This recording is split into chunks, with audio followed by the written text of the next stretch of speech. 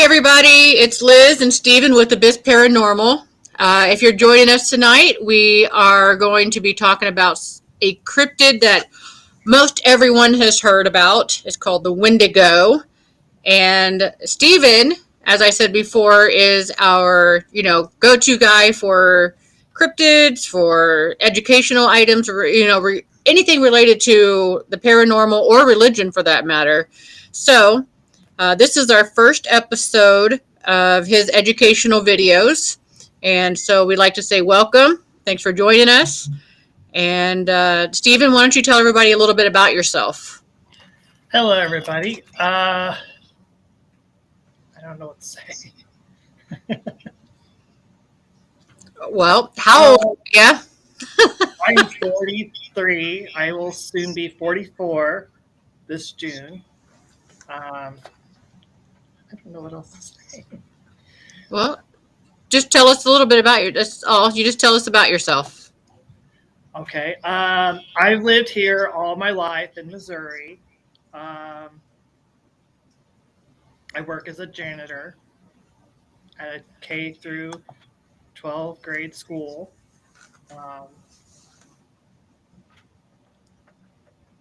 I've been interested in the paranormal stuff since I was probably a teenager, because I remember reading books about ghosts and the Brown Lady and the Bell Witch and aliens and the Bermuda Triangle and all that kind of stuff.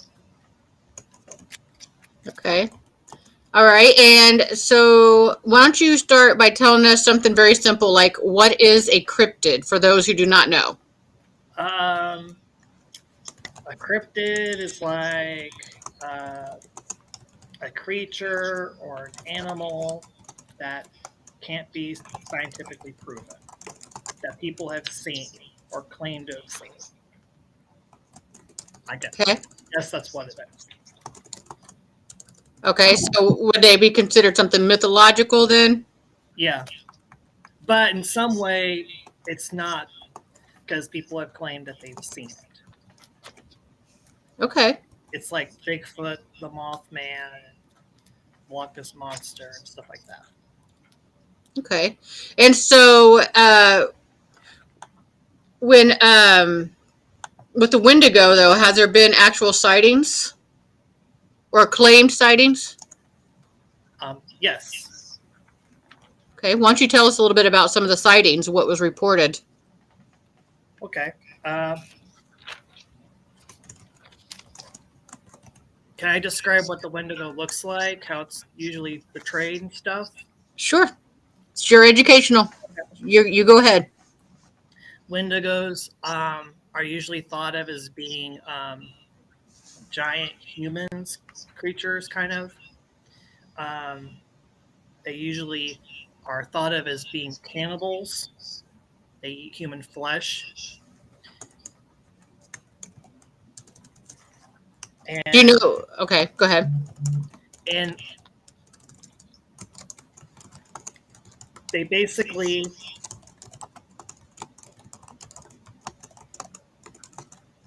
the tribes that live around Canada and the Great Lakes, the Algonquins, are the ones that tell a lot of the Wendigo stories. Okay, so what are some of the stories? And according to a lot of them, they look like giants that are as tall as the treetops, and they have a corpse-like appearance. They're extremely skinny. They look starved, emaciated, and they usually have a grayish look to their skin. They're thought of as being ashy looking, and they can have no hair at all, or they can be thought of as having like matted hair. Almost like there's mud in the hair or something, possibly? Yeah, or it's like messy or something. Okay. Okay, do you know where the, so you said that you've, like, the story of the Wendigo seems to have originated up north with Native Americans or whatever. So are there any stories about how that might have gotten started or anything like that? Like how that come about? Yeah, there are real historical incidences of people who committed acts of cannibalism, and they are thought of as being Wendigos by the tribes they came from. And I can tell you one of the stories about it. Yeah, go ahead. One of them was a man.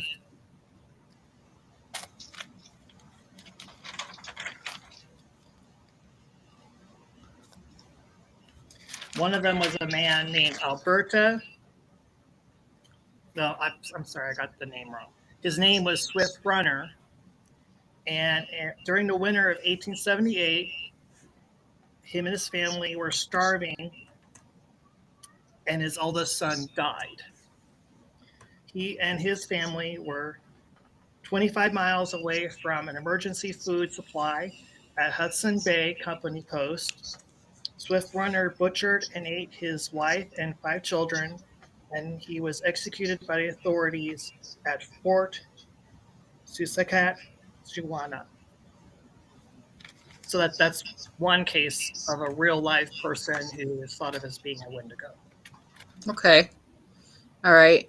Now, are they suspecting, or do you think that it's possible that since it started with like the Northern Native Americans and all that, or whatever, do you think maybe the word Wendigo might just be another word for cannibal then?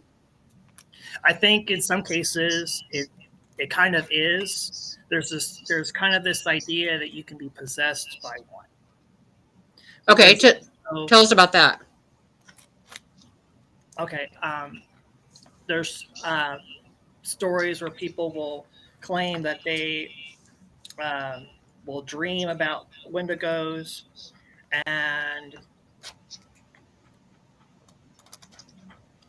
they'll have like a strong craving for human flesh. And one story I know of, and this is about a person who claimed to pretty much hunt them down, and his name was Jack Fiddler, and he was of the Ojibwe Creek. He was an Ojibwe Creek chief, and he was a medicine man. I And think it's safe to say we should warn everybody that some of these words that he's going to say may be incorrect, nothing him wrong. Yeah, and we apologize. I'm sorry.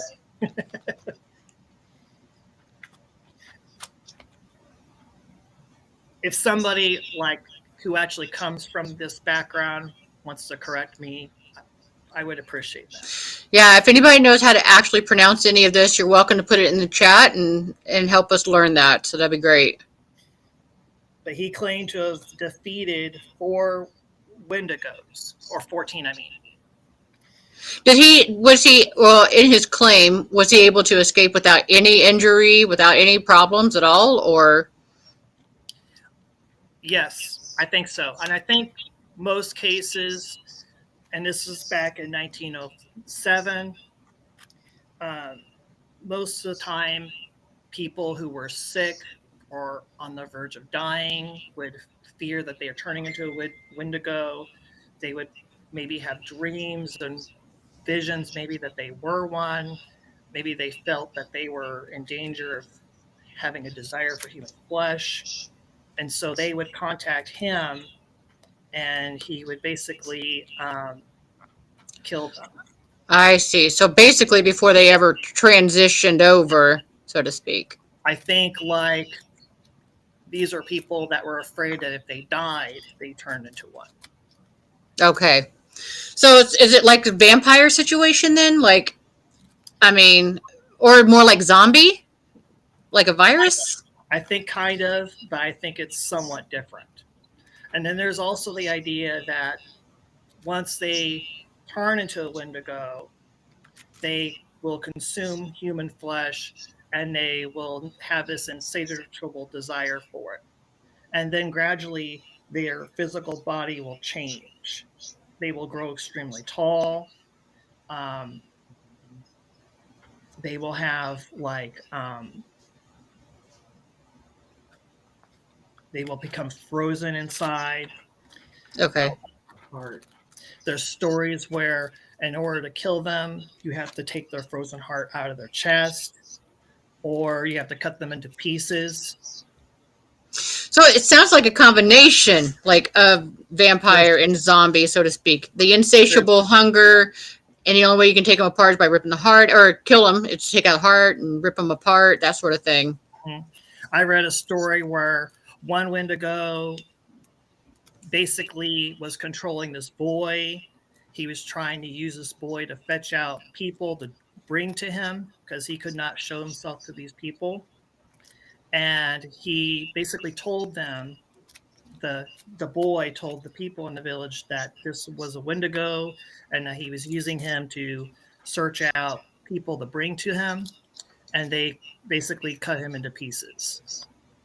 Wow. Okay. So Dina, she says that she's intrigued, but she does not want to seek them out.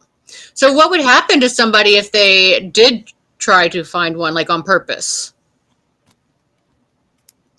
I don't know. I think in most cases, like what I read in most of the stories, the Wendigo is seeking you and Okay. it's stalking you, but you can't see it.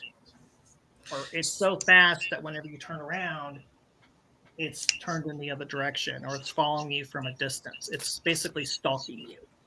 Okay. All right. Hi, Jonathan. Um. So okay. So if you can't see it in the physical world, is that? I mean, am I getting that right? So it's more like a spirit, like a haunting that we would try to find. I don't know. I think in some of the stories it's a very physical thing, and I think in some of the stories it's like a spirit that can possess you. So I think that maybe different tribes and communities have different ways of thinking about it. And maybe it's both. So, do you think it has any type of relationship to the oh gosh, the tribal shapeshifter? Oh my lord, big name. Uh, Winnebagos. not the Winnebago. Skinwalker. Oh my gosh. um, I think it's unrelated. I think that there are different tribal communities that have different stories. But Okay. there are later stories, and I think these are Western interpretations mostly, where it can shapeshift and it has horns on its head and it has animal features and stuff like that. When we say, yeah, brain fart. When we say horns, I mean, would it be like the Antlers, I? Okay, so not like the idyllic idea of what a demon horn would look like or whatever. So like more like antlers. deer trunk. Okay. Okay. So everything that you're saying, it almost seems like, especially because the stories seem to have originated with tribal So stories or I whatever. think there's a story version of it, and then there's also a historical one too. And maybe they both are linked to some degree too. Okay. Okay. Well, what else can we learn about them?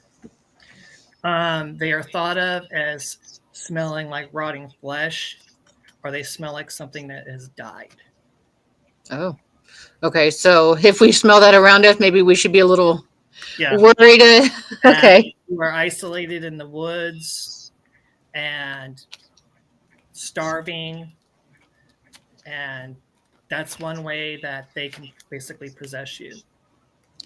Well, I was going to say, so one of the things I guess I was going to ask, earlier you were saying that people who were ill and thought they might be dying or they are getting ready to die or something like that would be fearful that they would turn into a Wendigo. I guess my question is, in addition to, you saying that they can actually possess people, is it possible that they only prey upon the weak? I think so. Okay. All right. And are they something that can like show up at your home? Like, so let's say you and I get called out for an investigation. Is it a possibility at all that we would find the spirit of a Wendigo in their home? I don't really I don't really think so. I think in a lot of the stories, it's mostly in the woods. Okay. And most people who are thought of as Wendigos are people that are starving, they're isolated from their community, they are in a situation where they're in a, a frozen environment, Mm-hmm. or that's the environment that you would encounter one. Okay. From the Great Lakes area, areas where they have extreme winter weather. And one idea is that the Wendigo has power to make things even colder. They have control over the weather. Okay. So Dina asked, Powers. or Dina suggested that maybe a shaman who practiced dark magic, or or they created this ability to transform into anything as like a curse upon the land or a tribe. Do you think that might be kind of along the lines of how this all might have started? I don't know. I didn't hear any stories like that, but I did read a story about a Wendigo, and there was this basically person hunting them down, and they try to basically trick this person, and they try to eat him, but he kills them all. Okay. Okay. Now, do you know if the stories that you did find or whatever are in fact like fiction, or like, I think I might have kind of asked this, but like, or like eyewitness situations? The stories about the people I read about, like Jack Fiddler, who was the shaman, medicine man hunting them down, Hmm. and Swift Runner, are based on historical people. Okay. The other stories are just stories that have been handed down. Some of them might be actual accounts, but they're Okay. more like a story that you'd hear at a campfire. Just something to get you riled up, sort of thing. Yeah, these are stories that would have been told to people in the tribes that were in these communities. Gotcha. Well, Vicky asked, didn't the Wendigo originate out of Canada or the northern states? Yes, yes, that's where the Algonquin Indians are from. They're from the central area of Canada. Okay. All right. And so I think earlier you might have mentioned that there were several tribes that reported the same thing. Do they all have the same idea of what it looks like, or did each one have like a different version of it, a different name, anything like that? Or Um, I read that there is a Native American tribes in Western Canada that have a similar mythical creature. okay. Um, So, there's some cryptids such as Skinwalker, like one of our own group members. It absolutely refuses to say the word because he thinks that if you say the word, you're basically calling it forward or whatever. Do you think the Wendigo has something like that attached to it at all? Like if we say it enough times, it's I don't know. I don't think so, but I don't know. oh, okay. I Dina know said, dating, so "I'm hoping he's watching Skinwalker." you Um, mentioned the W word, and he's like, "Shh, don't say that word." don't you say anything. Stop it. So Dina said that she keeps thinking Michigan, but she thinks that they have something called the Dog Man there. I've heard of that. uh, they talked about Wendigos being in North Carolina. Remember earlier you and I was talking about it. And I said I got to tell Jonathan that. That gives him another thing to be afraid of. Did you guys hear that from Vicky? Yes, we can hear her. So, Jonathan, if you're still here, how do you feel about that? I don't even know if he's still here though. But so, what else can you tell us, though, Stephen, while we're waiting? Um, I don't. I want to talk about,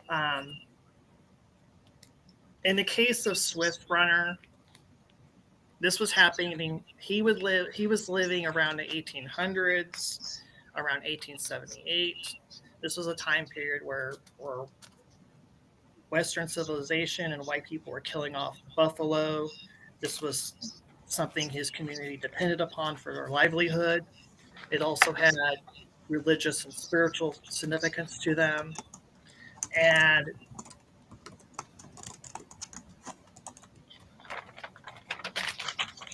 he also became an alcoholic. And it ended up being a situation where he ended up being somewhat isolated and excluded from his own community. And also with the other guy I mentioned, and his name is Jack Fiddler, and he was a medicine man. And him and his brother were actually arrested for killing somebody that was thought of as being a Wendigo. And they were put on trial. And I believe Jack Fiddler ended up committing suicide. So, and his brother ended up being in jail for a few days, but later on he was pardoned. Was that their defense? Did they say we were killing a Wendigo, not a human? Yes, I think it was partially his defense of that. But this is also a case of when Native Americans have their own laws, their own ways of dealing with things. Right. And when white people took over, it was now you go by the white people's law, and their law and their authority figures didn't have any authority anymore. Right. So this is a case of two cultures clashing and one taking over. So do you think in retaliation it could be a curse from the tribals, the tribes? You again, kind of like Skin Skywalker. Oh my lord. Kind of like this Skinwalker, as a retaliation to the white people. One understanding of the Wendigos that some modern Native Americans have is that they represent greed,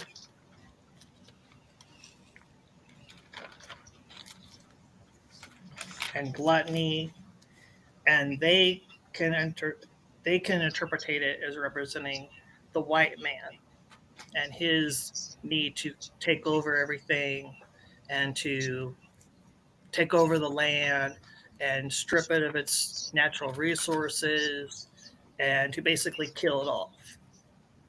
So we could almost then see, I guess it's based all off on your perspective, but so in my opinion, demons are a manifestation of what is wrong with the world, so to speak. If you are somebody who is very greedy or whatever, then you create like your own demon, so to speak, and just like the metaphor, he lives with demons, do you think that then the Wendigo might possibly be just a manifestation of all of the world's just nastiness, kind of like a demon?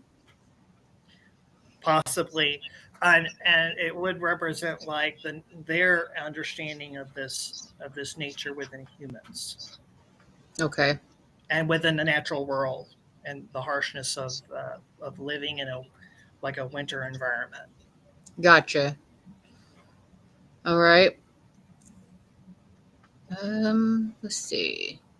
We don't have any new questions yet, but Dina says, "Oh, like that curse put on that dam that's haunted." I forget the name. Is it Hoover?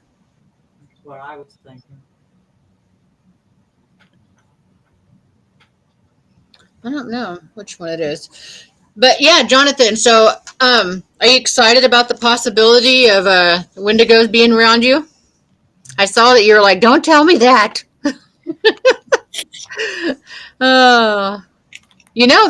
Everything's always around you. We just don't know it.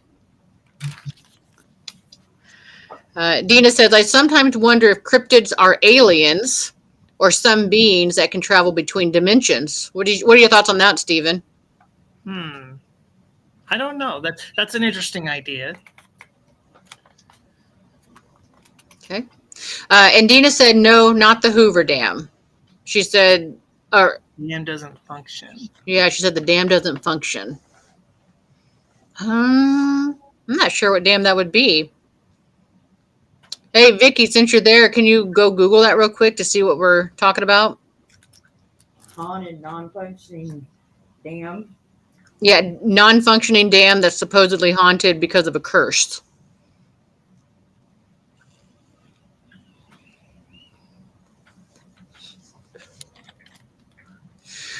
We are really encouraging everybody if you have questions about it, because poor Steven and I, this is our first episode trying to do this, and he has a lot of notes, but it's a matter of like, what do I share?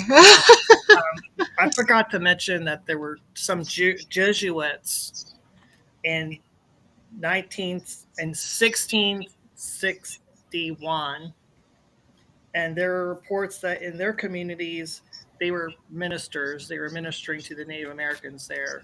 That in some cases, some of their communities became isolated, and that they were situations of needing food, and this resulted in cannibalism be practiced among them.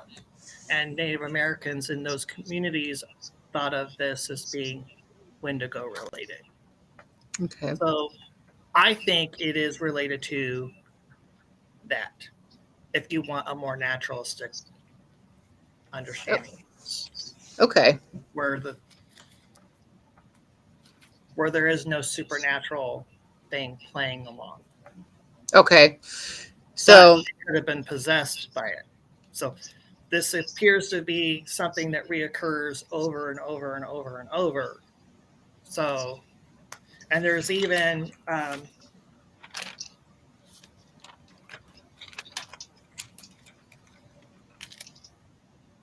where's my notes on this?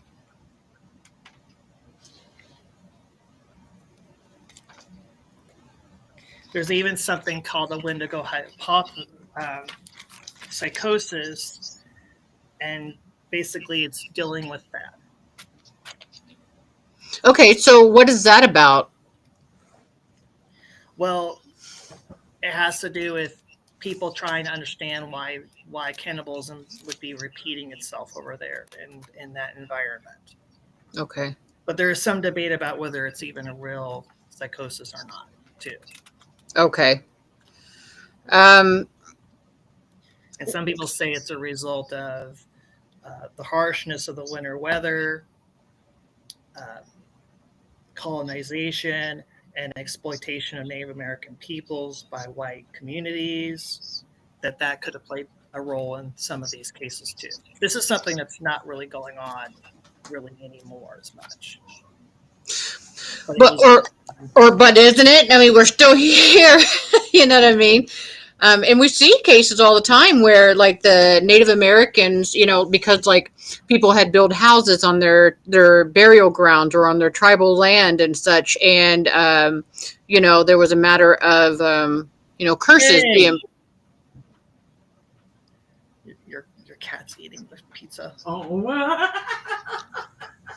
Sorry.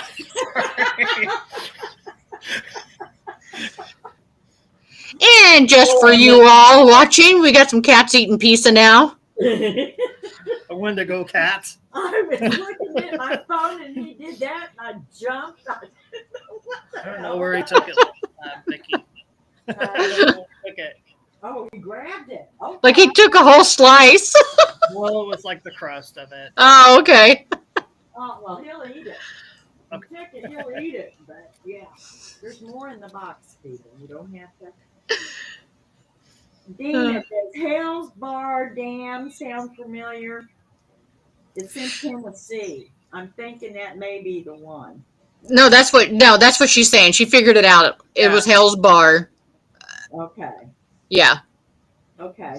I've been looking here. I didn't hear her say that it was Hell's Bar, so. Oh, I just put up on the screen while Stephen was talking. I didn't want to interrupt him, but well, that's in Tennessee, which that's the first time I've heard of, other than North Carolina. southern states because everything else has been like Canada and the northern states. So No, she said no. Those are moving down. She said, hold on, guys. What she said is that it has a curse on it. She's not saying it has anything to do with Wendigos. Oh, okay. I Yeah. thought she was asking if Wendigos were related to like land curses and stuff. yeah. No, she wondered if the Wendigo was a curse like they did on the dams. The way she worded it earlier, anyway. Okay, so we have a question. I'm not sure it is a curse. I think it's usually associated with The situation of the person. performing cannibalism, which is considered a forbidden act. Right. Jonathan said, is it just one Wendigo, or do they like to travel in packs like coyotes?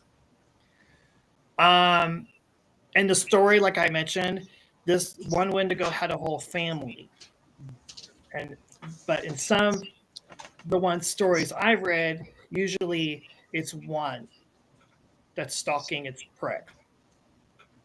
Okay. So there's that, Jonathan. At least you don't have to worry about a whole bunch of them at once.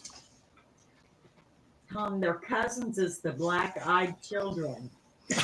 Did you hear that? Cousins of the black-eyed children, Jonathan. I'm going to be researching that too because I don't know a lot about that one. Yeah, that is something that we will be discussing later on in a future show, guys. So if you actually are curious about black-eyed children, then Stephen plans on doing a lot of research into that. He's curious about that one naturally. That's something he's wondered about.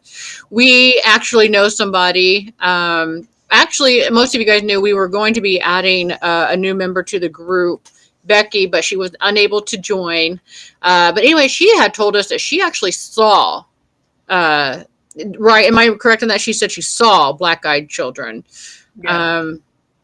So it kind of piqued all of our interest a little bit because it's just something you hear about and you never actually met somebody who's actually seen it, and so you're like, oh, okay.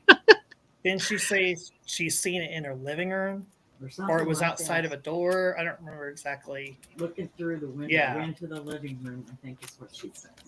Oh, okay. That sounds right. Yeah. I couldn't remember, so. Jonathan constantly looks out his office where his computer is out the window because he just knows they're going to be looking through the window at him.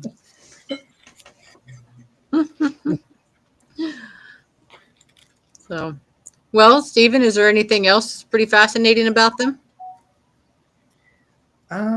I forgot to mention that Wendigos have extraordinary strength and senses. They can smell. They are thought of as having some control over the weather and making it worse, making it more snow and frozen. I don't know if I mentioned it, that in some of the stories,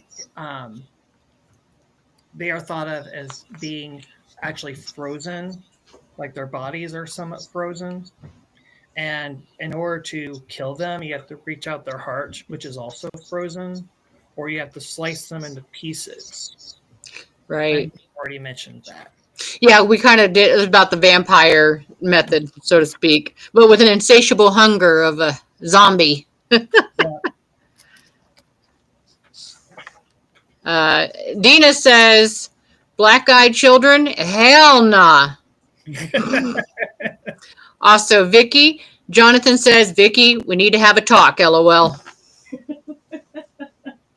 It's crossover paranormal. That's John. That's John. Yeah. All right. Well, everybody, I was hoping we'd go a little bit longer. Does anybody have questions or comments or arguments or anything like that against what we said? Maybe you know more about it than we do and like to offer your insight or anything like that? Tell them to put in the comments or post things that they want you guys to look into. That's a good one too. Yeah. We We do have a list, a long list of things that we're going to be talking about. But if you guys have anything specific you would like, oh, Jonathan wants to know what do they eat. So go ahead. You are Yeah, human. yeah. He was saying that they're cannibals. So, uh, that's kind of the sum of the story. I think from And what the he's idea saying. is that they will continuously gorge themselves on human flesh, but they are never satisfied. You're never cool. So they're continuously always hungry and starving. They look like emancipated skeletal, like they're starving to death. They have sunken in eyes. Oh, I forgot to mention they so desire human flesh that they have actually bitten off their own lips, so they look like this. But instead of like with my lips, they have no lips at all. So That's creepy. I Yeah, forgot that to mention that part. I'm sorry, guys. no, that's good. That's creepy though. Could you imagine just something just walking through the woods behind you?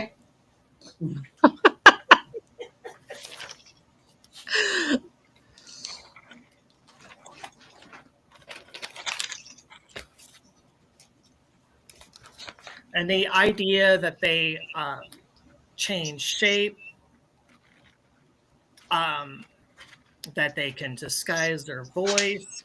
I'm not sure that's what the Algonquins actually believed about them. It may have been, but it appears later on in books that were written by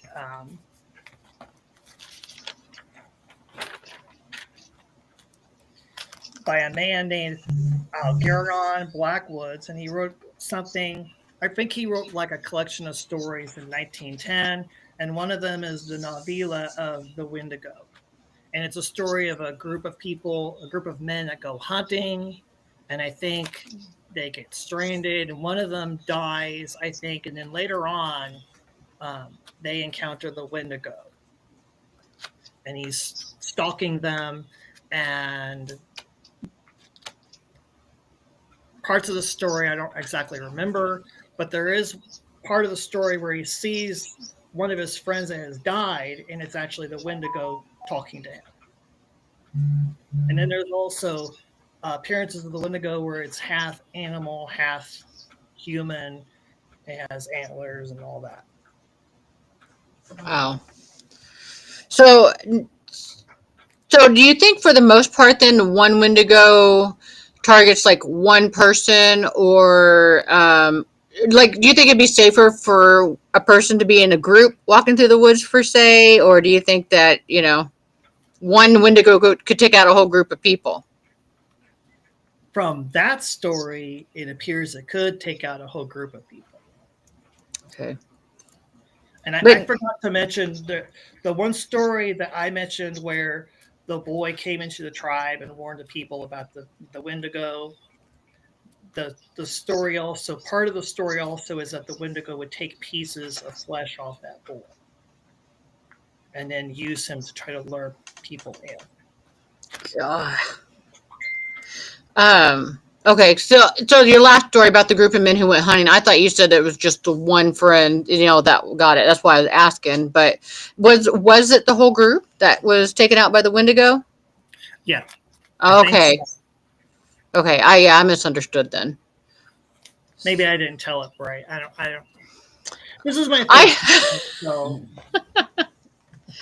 So Vicky says in some pics I've seen their horns looked like tree branches.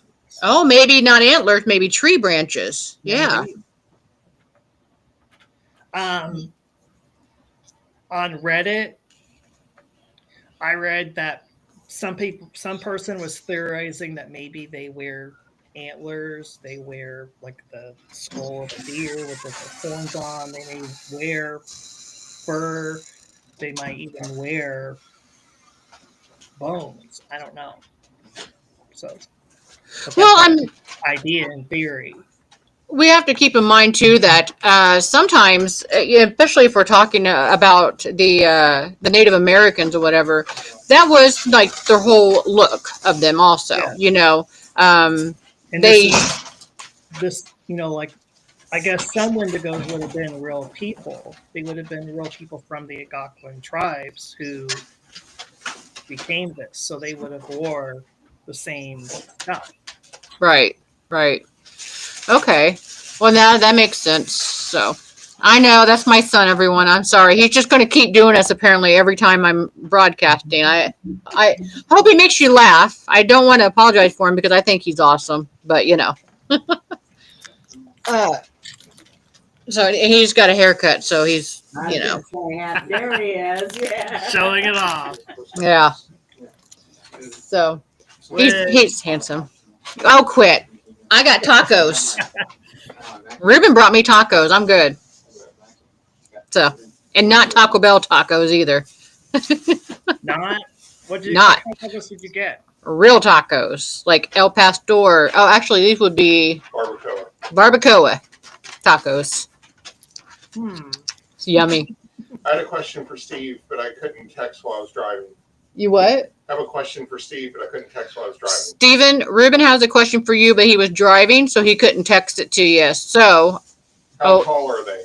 Like, are they pretty so big? you said that Wendigos tend to be tall. Did anybody mention how tall they actually can be? One account said they were as tall as a tree. Tallest trees. He said one account did. Would reach the treetops of a tree. And maybe that's why they supposedly, had their antlers or like maybe branches or deer antler like so that they can camouflage better and prey on the predator. Or prey on the victim a lot easier. You know what I mean? Because you can't see them. They're gray too. Right. Yeah. Especially in the cold climate, you know what I mean? Think about the camouflage that hunters use. It's gray and white and I think a little black in there, and so yeah, maybe it's all about the hunt for them. Now, here's the question though. Of the eyewitness accounts, besides the original story, the tribesman who killed his own family and all that stuff, the Wendigo itself though, have they primarily focused their kills on white people?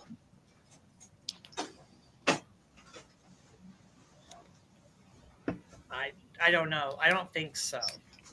So you think it's just whoever comes across? It doesn't really matter? Okay. So, because I was wondering if this was in fact a curse, because of our colonization, if that was their main focus, the white people,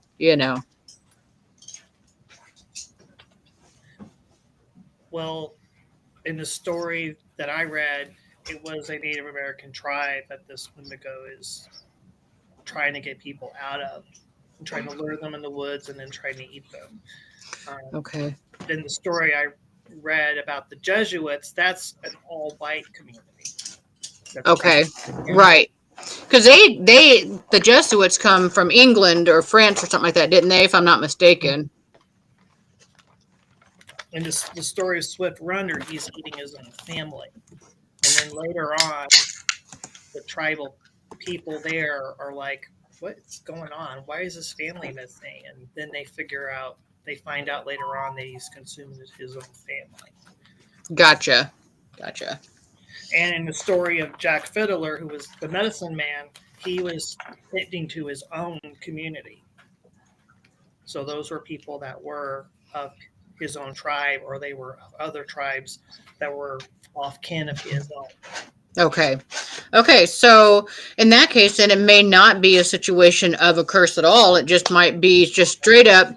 This is somebody who was a cannibal. This is just the name of a cannibal according to the tribe. We're going to call it the Wendigo. Like us Americans, we call them cannibals.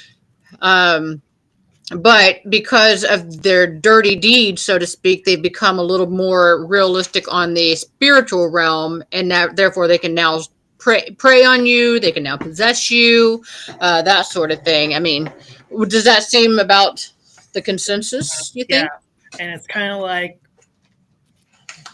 the boogeyman figures of European folklore. where they will eat children, they will, eat people and stuff like that. Right. Okay. But maybe there's also a spiritual side to it where people could be possessed by this thing. Right. Right. So then it becomes a person. Okay. Now, so speaking of the possession, I don't know if you come across any of that in your research, but so if it's a cannibal and they are on the spiritual realm and can in fact possess somebody, when they possess that person, does that person become a cannibal? Or do you think that's why they possess that person so that they can eat the flesh? So do you think the spiritual version of the Wendigo cannot eat flesh? I don't know. Okay. I'm just curious. I'm just thinking of things that, from what you said, trying to piece together. That in some cases, maybe it is more of a spiritual thing, and in other cases, it's physical. So, Okay. and maybe it can't eat unless it's within a person. That might explain some things. So, okay. All right, guys. Well, do we have any other questions or comments or suggestions for a future show?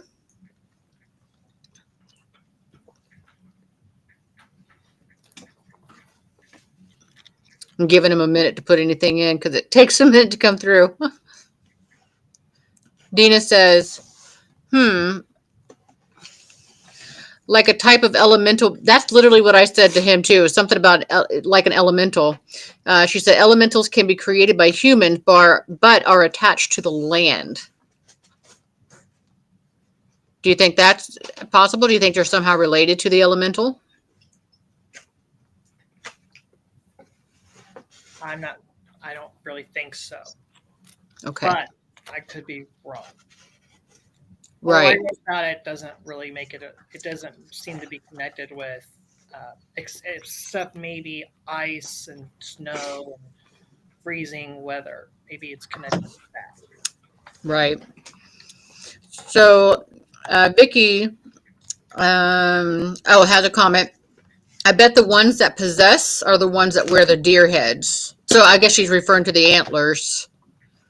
Probably. That would make sense, like we were saying earlier, because they are camouflaging themselves. Why? I mean, if you are a man-eating cryptid, why else would you need to camouflage yourself? Unless, of course, you plan on sneaking up on them. Otherwise, they're not going to outrun you. Or maybe Shaman Woman says, suppose because one is physical and one is spiritual. Maybe the spiritual being possesses you and then gradually you turn into that creature. Gotcha. It's creepy, whatever it is. Let's see. So she also said, but yeah, I was following Liz's thoughts there. I'm not sure. Okay, and Vicky says they wear them once they are possessed, but are in human form. Why do you think that is, Vicky? Why do you think they would? Well, when he was saying earlier that some of them wore the deer skins and the antlers, I bet it was the ones that had been possessed, but was human. They weren't spirit form, and that's why they wore the deer skin with the antlers and stuff. So what you're thinking is that that's their way of humanizing themselves, so to speak, like like an android would take on flesh of a human to be more human-like. Well, it's them showing themselves as a spirit. When they're spirit-wise, it shows them with, like I told you, the tree branch-looking antlers and things. But when they possess, they not going to be showing themselves. They're going to be looking like the person they possess. So they go and they put the deer head on to look like what they were in spirit form. Oh, I see. Okay. Making themselves look like what they saw or what the person saw that was in spirit form. Jonathan said, I think he's asking, is it the same as a deer? As a not deer. Remember, a not deer is the ones, what they call the Like in ones that are, Appalachia, they're the ones that have the weird mouths and walk funny, right? right. Well, the not deers are the ones that it's like a sickness almost, and they become mentally ill, and they go around and they don't eat. They uh, become skin and bone, but they still live. And it's kind of like a disease or something, if I remember correctly. So I think it's a different creature, but some artwork that is representing Wendigos, and I think a lot of it's more modern stuff, is kind of similar to that not deer creature thing, where it has like a messed up mouth and it walks funny and all that. Is that what you're talking about, John?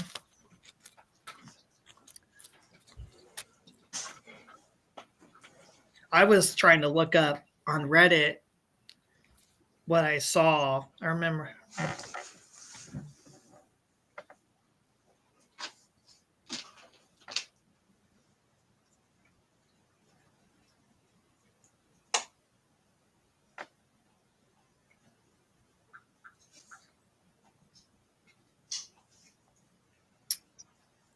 I can't find it. So Of course not. It's always like, real.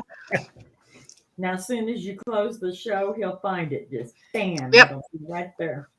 Yep. Well, maybe there's some. Oh, you found it? Okay. I don't know if you guys can see this or not, but that's the image. Oh, I've seen those. What the crap was I thinking? Go to your, now down. There. Hold it. Right there. Oh, yeah. It's kind of beautiful in its own right, too. Like an elegance to it, you know? And this person on Reddit was theorizing that maybe they wear that.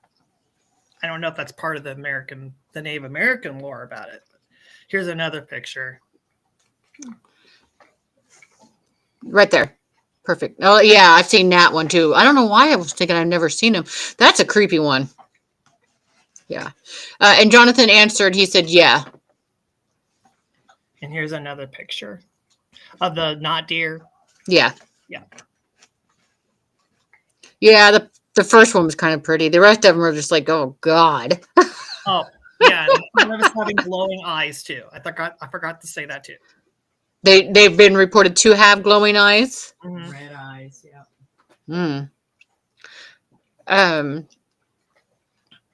So I was going to say, though, what if, Jonathan, would you like for us to do some research on the not deer and see what we can find out about it for you and report back? Maybe one of our shows? For Wendigos in North Carolina. Are there sightings of not deers where you were at, Jonathan? I've heard they're like in the Appalachia area, which is that in Tennessee? Yeah, I think he's just east of the Appalachian Mountain Range. I'm not even sure if it goes through North Carolina or not, but he's not far from them at least. But it's taken a minute for him to get through because we have to remember that there is a delay from you and I speaking on real time, and there's like a do before they ever get to it, and then they got a message, and then it's got to go do back. So.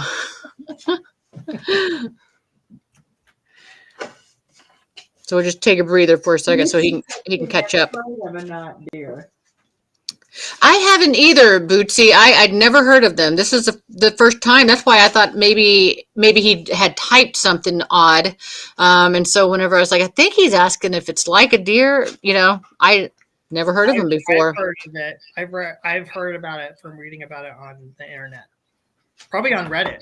I seen a video someone took of one and they had sent it asking what was wrong with this deer. And they started calling it not deer is what I had. That's why I saw an image of a deer and it had various like nodule, like bumps on its face. Okay, but you have to keep in mind that there is a disease that goes around on deer too. That's how we get sick from their ticks. Also seen pictures, and I don't know if they're doctored or not, where the deer has this weird monstrous mouth, and it has this weird legs. But at first, it doesn't look like that. You just think it looks like an ordinary deer, and then it transforms later on. It starts moving around and stuff. That's when it maybe that creeps me out because I live in the woods. You just thought them this pretty deer by you. And I have deer in my yard all the time, I can't imagine looking at one that just morphs. And I don't know, do they walk on hind leg? Do they walk on their legs? Do they walk upright like a human later on, or do they always walk on all fours? I don't know, but Jonathan said, I'm not sure if there's any here, but if there is, I'm going to send them to Vicky. If we ever have cases of them, we'll send a video. Yep. I honestly haven't heard of much cryptids as far as Missouri goes. I've heard people talk about werewolves. Yeah. I've heard them talk about Momo and which is Bigfoot. Skinwalkers. Down at the one area of Missouri, they said now that they've got Missouri has their own skinwalker ring. But as far as, because there's tons of cryptids out there, I really have not heard of I haven't heard of any Wendigos in Missouri. Now, I've heard of people experiencing banshees, but that's not really a cryptid. Experiencing what? A banshee. Oh, banshee. Okay. So, yeah. So maybe we can do an episode then soon on something that's very specifically just Missouri, because that's where we all are, and everybody else, I'm sure they're pretty aware of their local cryptid. Well, Dean is from Missouri, and Joe's from Michigan. The only thing I can think of is the Momo, which is like Bigfoot. Yeah. Which is our version of it. Okay. I knew one person that claimed he saw one. Where's he located? Oh, well. He lives in St. Robert, I've not been in contact with him in a long time, but I was really friends with his wife. And I think he claimed that he saw it going towards Crocker on 17. But I might have the story wrong. Okay. Well, that would make sense. The Crocker area. I could see some cryptids out there. It's very wooded. Huh? We could do Crybaby Holler. I said it was headed for Crybaby Hollers. Probably so. But that area is very, very thick with woods. I mean, it's very, even Crocker itself is so tiny, because it's a middle of nowhere kind of situation. So I can see cryptids hiding out there. Nobody's going to find them. Unless apparently they want to be seen. So, all right, guys. Well, I think that will be the end of our show then. If you have ideas, questions, or comments or whatever, go ahead and send a message over to Vicky to let us know. And for now, we will sign off. But remember, on Monday at 6:00, I will be back on. And I will be bringing a guest with me as well to discuss some things. Or actually, I'm thinking it's probably going to be Dina. And I have some questions for her. So it might be a bit of a surprise for everybody. But y'all on YouTube have made me afraid of the woods. Well, it's a good thing you live in the big city. Remember, you have parks. Maybe that's why it's snowing in Louisiana now. Maybe. Because the Wendigo's there. Yeah. All right. Dina says, great show. Thank you so much for doing this. No, it's no problem. We want, I think the biggest thing is, I think most of our people who watch this are themselves, into the paranormal world anyway. But we hope that people who are not familiar with it or whatever can learn from it. You know what I mean? And that's the thing. You know, they watch all these TV shows and they see all these ghost hunters that are being possessed by demons or taken out by demons or whatever. You know, our job is to educate the population. Our job is to empower them with knowledge. That way they're not so scared. So I hope Or maybe everybody, scared.